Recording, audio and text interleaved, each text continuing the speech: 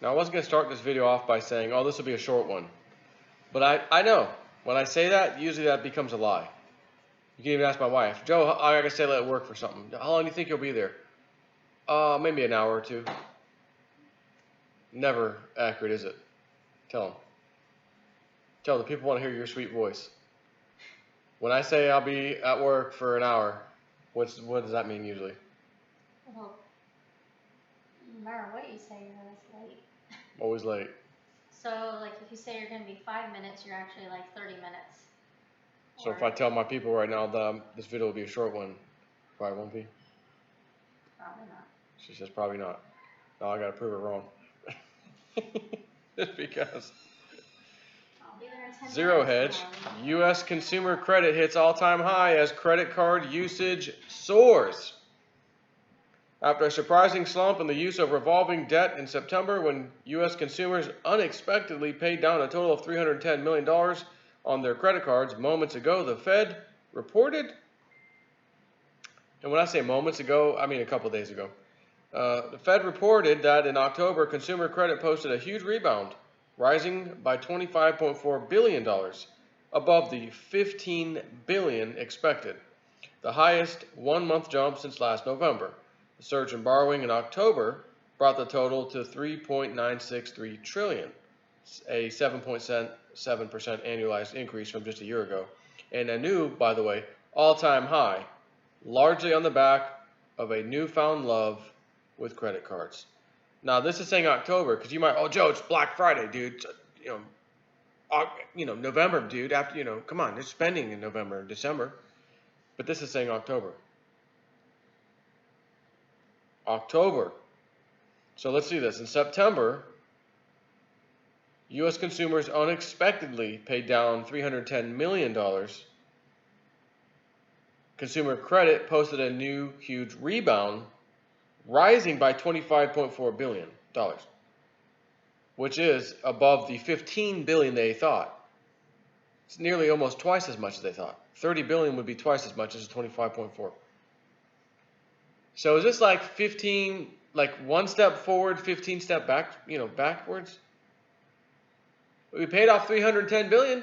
Hey, good for you guys. You paid off that debt. Good for you. Great. As Jerky Boys would say, I'm very proud of you. That's very nice. Yeah, what else do you do? Tell me more. We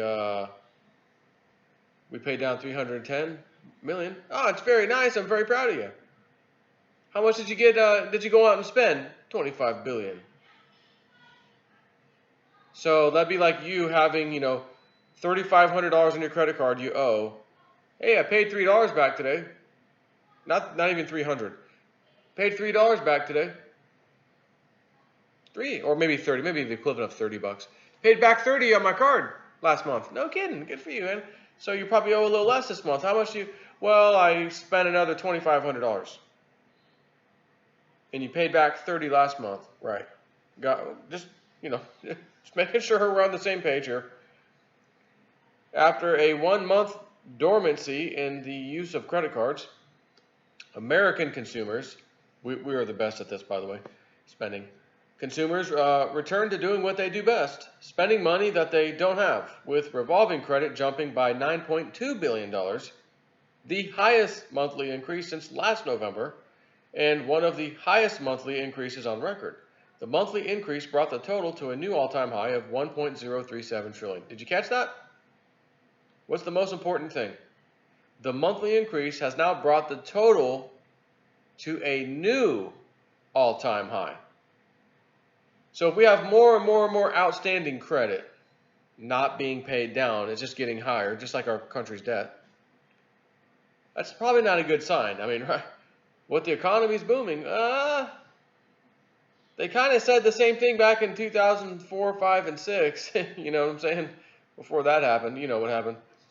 At the same time, growth in non-revolving credit, i.e. student loans and auto loans, was stable and in line with recent months, increasing by a paltry $16.2 billion, and also bringing the non-revolving total to a new all-time high of $2.926 trillion, nearly $3 trillion. That is, of course. In other words, while Americans continued to spend on cars and college, they once again rediscovered their enthusiasm to buy everyday items on credit. And while the rebound in revolving credit use will silence any questions about the resilience of the U.S. consumer heading into the fall, the recent dramatic upward revision to personal savings notwithstanding, one place where there were no surprises was in the total amount of student and auto loans. Here, as expected, both numbers were at fresh all-time highs. Once again, there's another thing with all-time highs. With a record $1.564 trillion in student loans outstanding. Do you realize, some of you will, Joe, God, buddy, it seems like, I'm going to say maybe a year ago, maybe 2 years ago, I thought I used to hear you say, oh, the student loan is $1 trillion, 1.1 trillion. You would be correct. That was me saying that. It's now 1.564 trillion. Student loans outstanding, an impressive increase of $33 billion in just the quarter. While auto debt also hit a new all-time high of 1.143 trillion, an increase of $19 billion in the quarter. Again, I love the auto loans. I love them. Oh, I love them. 5-year loan? How about a 7, 8, 9, even a 10-year loan? I've heard they've had 10 year loans. So they sum it up. In short, Americans are drowning even deeper in debt and loving every minute of it. I'm loving it. Take care.